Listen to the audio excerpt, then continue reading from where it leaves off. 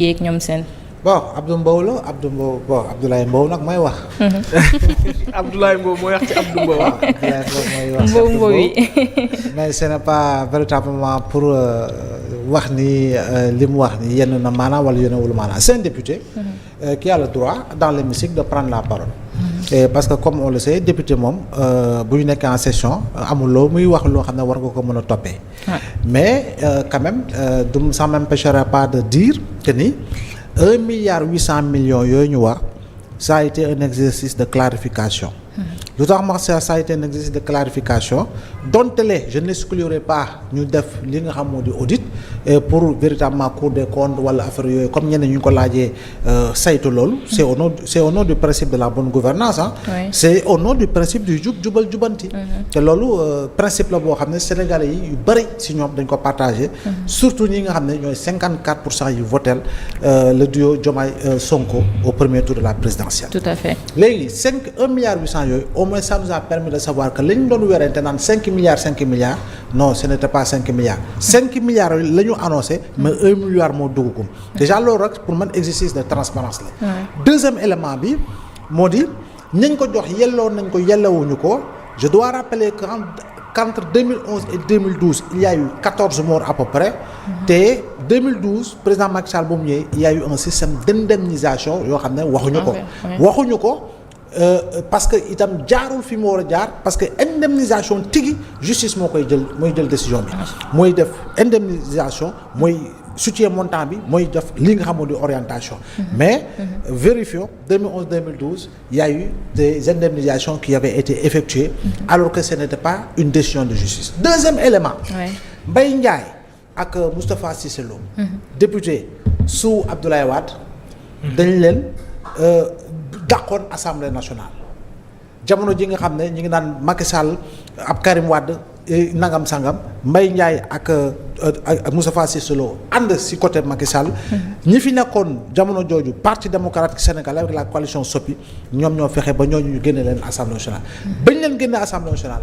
président Macky Sall bu mu ñëwee au pouvoir jëlul benn décision de justice moom moo yëkkati xaalis indemniser leen à coût de plusieurs dizaines de millions.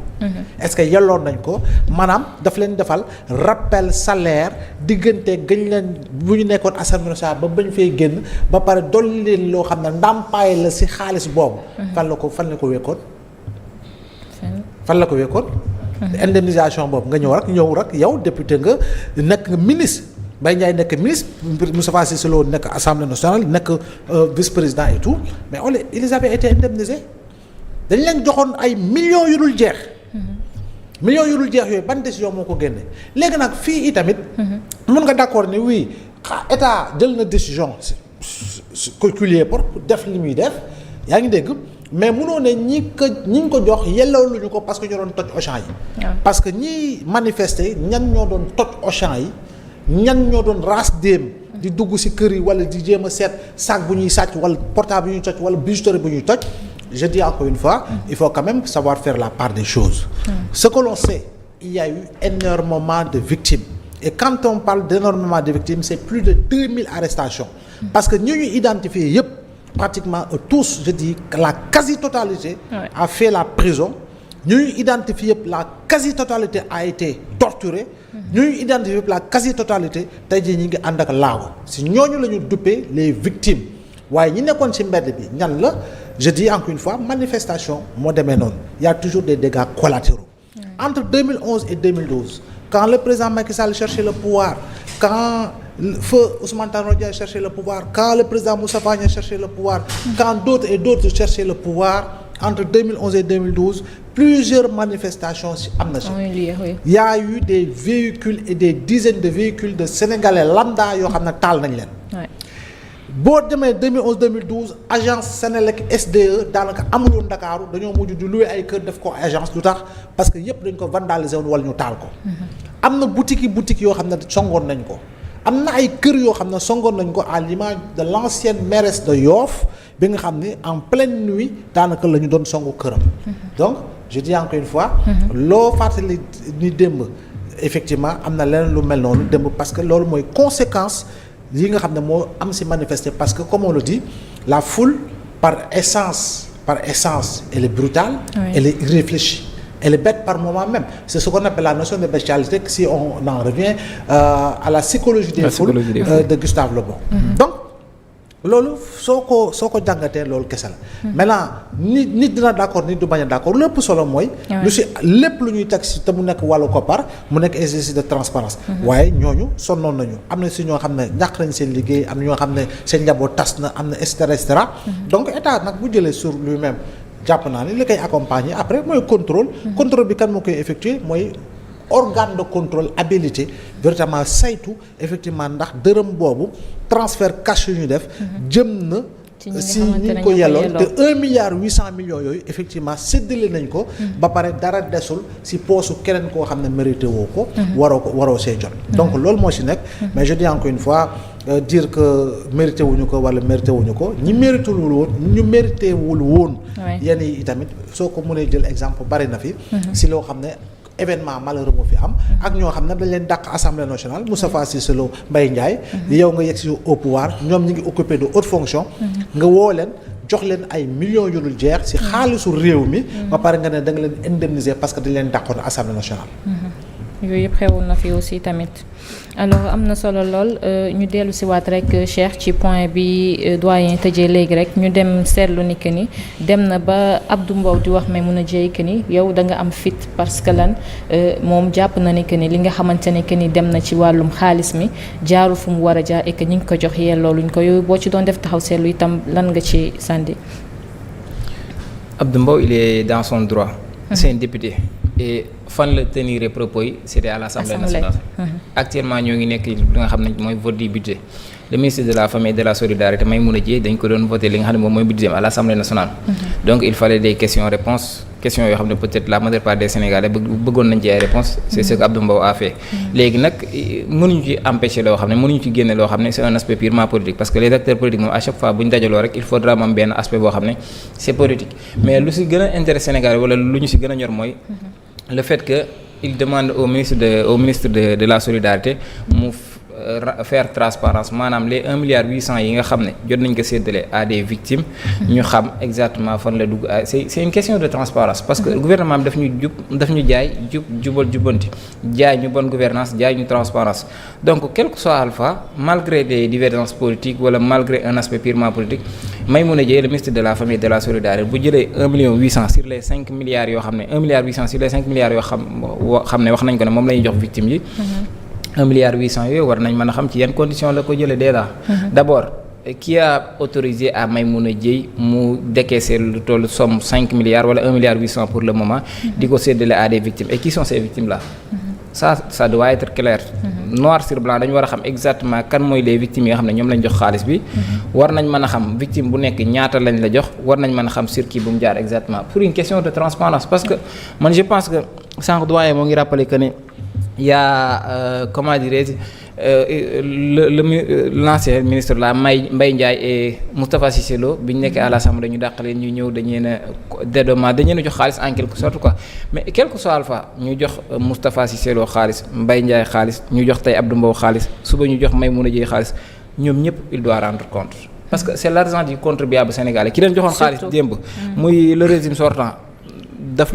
waroon rendre compte Sénégal yi wax le pourquoi mu leen di jox xaalis ci ban base légale la ko teg ak yenn condition la ko teg mu leen di jox xaalis parce que gis nga on doit pas accepter que man j'ai toujours défendu que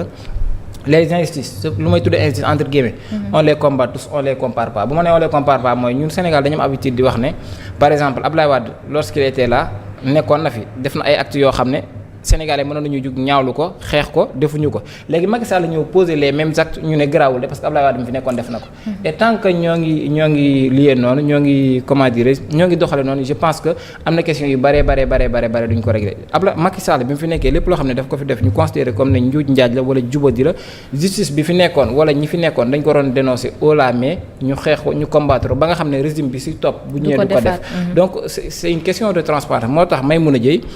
bu jëlee 1 milliard 800 di ko séddale à des victimes et c'est bien beau mu séddale ko à des victimes on sait pas qui sont les victimes ci yenn conditions lañ ko séddale et cetera mais moom tôt ou tard il va rendre compte boo xoolee Boubacar Ba forum du justiciable moo ngi demander la cour des comptes mu def benn audit ak ñeneen ñoo xam ne ñoo ngi demander la cour des comptes mu def benn audit mais l'histoire c'est un peu compliqué avec Maïmouna Dièye bon on est un peu compliqué avec Maïmouna Dièye gis nañ fi Abbas Fall l'actuel maire de Dakar ñu ko fi doon jiiñ benn marché boo xam ne c'est un marché genre benn affaire détournement entre guillemets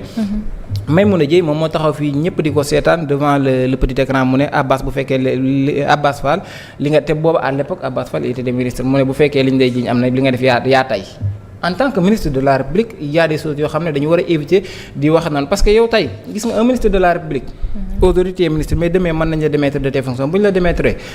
qui te dit que ne doo rendre compte et même bu ñu la démettre tôt ou tard tu dois rendre compte donc Abdou Mbow il fait de la politique c'est tout à fait normal c'est un acteur politique Maïmouna Dièye en quelque sorte il fait de la politique c'est un acteur politique en dehors qu'il est ministre de la famille et de la solidarité mais lu si gën a am solo daal mooy victime ou pas victime pire ou pas pire casseur ou pas casseur décaissé nañ xaalis bu toll ci 1 milliard 800 jox nañ ko ay sénégalais nañ xam ci yenn conditions lañ leen ko joxe. nañ xam ci ban base légale lañ leen ko joxe nañ xam qui a autorisé à donner cet argent après na am traçabilité ministre des finances il est là et Abdou Mbow maa ngi dégg muy wax ne l'argent boobu nga xam ne moom lañ leen jox muy les 1 milliard 800. inscrire dañ ko li nga xam ne moom mooy la LFR loi des finances rectificative. Alors l'Assemblée nationale c'est le lieu de débat par excellence boo xam ne tout ce qui est finance le ministre il assiste jour yëpp 30 mois yëpp dafay assister ministre des finances Cheikh Diba. à la fin peut-être de séance plénière moom dina expliquer les Sénégalais ba expliquer les Sénégalais tôt ou tard la Cour des comptes wala les organes habilités à faire un audit dinañ auditer mais l'argent du contribuable daal muy 1 franc muy 5 francs muy 1 milliard muy 1 million ku ko jël ak ku ko mën di jox ça doit être clair comme l'eau de rose. alors bon Amina foofu laa bëgg rebondir ci Cheikh wax parce que je crois que la fois passée ñu ngi ci doon wax. tout à fait que victimes yi c'est pas juste ay ñi nga xamante ne dañoo am ay dommages physiques am na matériel am na moral et cetera. donc comme ni mu ko waxee bu fekkente ne dafa décaissé benn somme bi war na génn leeral exactement comment mu expliquer ko nit ñi parce que c'est vrai que foofu forcément dina am affaire politique avec Abdou Mbow et tout. mais ñoom fi ñuy xalaatee mooy est-ce que ñiñ ko jox. est-ce que bokkuñu juste ci benn partie loolu laa doon wax parce que affaire pour les manifestations c'est vrai que am na benn partie bi nga xamante ne moom lañ ci gënoon a gis mais manifestation moom bu amee dafay am ay mélange doo xamee kii partie bii la bokk ou bien kii partie bële la bokk donc loo xamante ne ça concerne le peuple moom bu fekkente ne génn na nit ñi war nañ ci am ay leeral voilà. am na solo loolu Ramata alors Seydina Oumar fu Ramata daanele rek lay ñëw est-ce que li ñuy wax ni que ni tey Maïmouna Dièye bu leeralee li nga xamante ne décaissé nañ ko dépensé nañ ko ci ñi nga xamante ne ñoom ñoo laale ci événement yi fi xew te weesu est-ce que tey suivi bi nga xamante ne moo war dañ ko war a leeral askan wi. waaw xam nga dañoo nekk ci benn régime bu nga xam ne ñoom li ñu wootee doyen wax na ko ak Cheikh muy jubal jubbanti muy rupture. rupture boobu jàpp naa ne li ci war a jiitu nag mooy transparence surtout ci li nga xam ne mooy gestion wu dëkk bi ni muy doxee. xaalis heure bu ñu demee ba génnee ko jàpp naa ne transparence war na ci am war nañ ñu wax kan ak kan moo bénéficié wu ci li nga xam ne mooy xaalis bi. man awma problème ci xaalis bi nga xam ne dañ ko décaissé jox ko ay Sénégal parce que ministère bi tamit dañuy xool nan la tudd ministère de la famille et des solidarités te donc képp ku nga xam ne da nga nekk ci jafe-jafe muy man muy yow muy keneen ak keneen jàpp naa ne soo demee ba saisir li nga xam ne mooy ministère bi war na la jàppale mais lim lay jàppale tamit faaw mu teg ko ci li nga xam ne mooy yoon faaw heure bu defee li nga xam ne mooy décaissement mu rendre compte boobu mën na ko def publiquement wala boog organe de contrôle yi nga xam ne ñi ngi fii ci dëkk bi heure bu ñu demee ba jàkkaarloog ministre bi wala boog ministère bi mu wax leen que décaissement bi ma defoon ci 1 milliard 800 yi fii ak fii la jaar ñii ak ñii ñoo ci jot man loolu awma ci benn problème te Abdou Mbow côté boobu jàpp naa ne député la te député ku ko wax ne contrôler l'action gouvernementale évaluer li nga xam ne mooy les politiques publiques loolu moom duñ ko ci xalam benn yoon mais man fi may xalam ki nga xam ne mooy Abdou Mbow rek mooy kaddu yi nga xam ne dama jàpp ne ay kaddu yu ñaaw la c'est une insulte envers les martyrs et famille des victimes bi mu ne ñi doon saccager ak a toj ay bandi lañ loolu duma ci d'accord ak ki nga xam ne mooy Abdou Mbow parce que suñ nekkee ay bandi kon ñi leen doon faat ay lan lañ parce que manifestation ci suñ constitution la nekk ku nekk am nga droit génn soo amee lu la métti nga génn nga manifester mais banditisme xam nga mooy lan mooy nit ki di manifester nga ne doo ko fi defee di ko dàqee ji di ko tëj di ko rey am ñu nga xam ne dañ leen di jàpp torturer leen jël li nga xam ne mooy ay nerf bi def ko donc banditisme suñ koy wax côté boobu c'était dans le régime de Macky Sall loolu mooy vrai banditisme. kaddu yooyu daal laay ñaawlu parce que dafa am ñu nga xam ne seen bakkan lañ ñàkk du wàllum politique. su yemoon ci wàllum xaalis bi rek konoon kenn du ko wax dara parce que député la am na droit laaj xaalisu Sénégal fan lañ koy dugal. mais dès l'instant que muy traité ay martyrs wala boog ñi nga xam ne dañoo gaañu cicatrices yi ñi ngi fi séquelles yi ñi ngi fi mu leen di wooyee banditisme. ay bandi lañ. dañoo nekk ñu nga xam ne voilà ay vayu lañ parce que kaddu yooyu la yëkkati man loolu dama koy dénoncer bu baax a baax. parce que affaire de doomu aadama la quoi buñ xool ne man parti bii laa bokk wala parti bii laa bokk mais dafa am ay waajur yu nga xam ne ba léegi ñi ngi souffrir ndax lan mënutuñ di seen doom. amaana moom bu doon ku ko jegee wala boog doomam daf cee gaañu du waxee nii. nañ bàyyi des fois affaire de politique baax na mais am na situation yu nga xam ne suñ fa tolloo du wàllum politique. wàllum affaire de nit la quoi.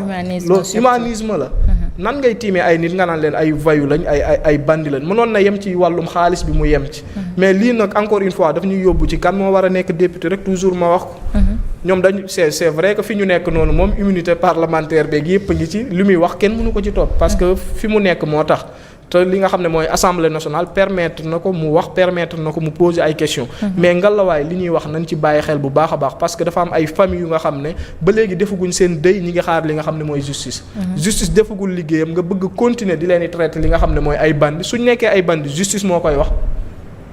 te lii nii bu ñu wax indemnisation parce que demaguñ ci li nga xam ne mooy indemnisation démb maa ngi koy wax loolu terme juridique la. justice mooy wax que kii dañ ko tooñ lii ak lii mu am benn procédure ñu xool ku nekk lan lañ lay jox mais lii ci benn accompagnement lañ nekk accompagnement boobu nag jàpp naa ne kenn gënta légal le ministère de la famille et des solidarités mu defal ko képp kuy sénégalais. parce que leer na ma ne am na ñu nga xam ne jot nañ ci xaalis bi te nekkuñ Pastef c'est vrai que combat bi Pastef la woon mais Sénégal toll na foo xam ne. du waa Pastef rek ko doon xeex. suñ démocratie moo nekkoon en jeu. képp ku nga xam ne doomu sénégalais nga muy journaliste muy commerçant ambulant ñëpp dañoo wàccoon di xeex bi ñuy reporter élection yi am na ay mort. loolu du loon Sonko parce que élection yi ñu reporter Sénégal yëpp la métti woon jour boobu mort yooyu peut-être que am na ñu nga xam ne wàcce nañ te duñ waa Pastef am na ñu nga xam ne génn nañ di dem fenn wala dem feneen ñu jàpp leen tëj leen. wala boog ñu dóor bal mu dal leen duñ waa Pastef. affaire yi dafa dal seen kaw léegi famille yooyu état moo leen tooñ. waxuma Macky Sall moo leen tooñ de wala état moo leen tooñ donc état nag continuité la ñoom suñ ñëwee suñ jàppee ne am nañ responsabilité ci ñi fi nekk. parce que sëkkeel yi mi ngi fa ba léegi am na ñu nga xam ne ñi ngi faju am na ñu nga xam ne ba léegi ñi ngi dund lu métti gis nañ ko fi ñaata détenu politique ñoo dee après l'élection présidentielle de 2024 du benn du ñaar. donc détenu yooyu est-ce que dañ leen di seetaan ñuy wàcc benn par benn loolu moo tax ma ne affaire de nit la bu ñu ko xoolee affaire de politique. waruñ leen a xool ñuy sonn képp ku ci état moo am responsabilité accompagner leen man waxuma le régime de Pastef de état wu Sénégal laay waxal. mbir mi nañ xam ne état moo koy def et non Pastef donc képp ku nga xam ne da nga ci dajoon ay coono. daj coono gi jàpp naa ne Walfadjri gii ñu nekk ñun war nañoo jot li nga xam ne mooy indemnisation. coupé nañ fi suñu signal mooy bi waa Pastef di dem li nga xam ne mooy Mbacké seen manifestation bi coupé waat nañ fi suñu signal ci manifestation yi fii ci Dakar retiré nañ signal bi. nangu suñu licence indemnisation yooyu tamit na gën a yaatu côté boobu parce que Walf jàpp naa ne am na lu ko injustice bu nga xam ne régime bi teg na ko bi ñu demee li nga xam ne mooy cour suprême dañ ñoo jox li nga xam ne mooy dëgg mais depuis lors administration bi ñu ngi ciy daw xaw ma fu mbir yi mujjee mais jàpp naa ne moom indemnisation yi aussi nañ ko gën a yaatal borom station service yi gis nañ li nga xam ne mooy dund nañ ko ci borom boutique yi nga xam ne voilà am na ñu nga xam ne dañoo ñëw saccager seen ay affaire dund nañ injustice donc nañ ko bañ a yaatal mu bañ a nekk wàllum Pastef mais waaye man terme yi rek laay ñaaw mais xaalis bi moom dama ci ànd ak moom 100%. bépp dërëmu Sénégal fu mu jaar dafa war a am transparence am contrôle mais kaddu yi des fois nañ koy xoolaat bu baax a baax. am na solo lool alors dañuy jàll rek ci li nga xamante ni moo di affaire Déthié Fall Oumar mu mel ni rek.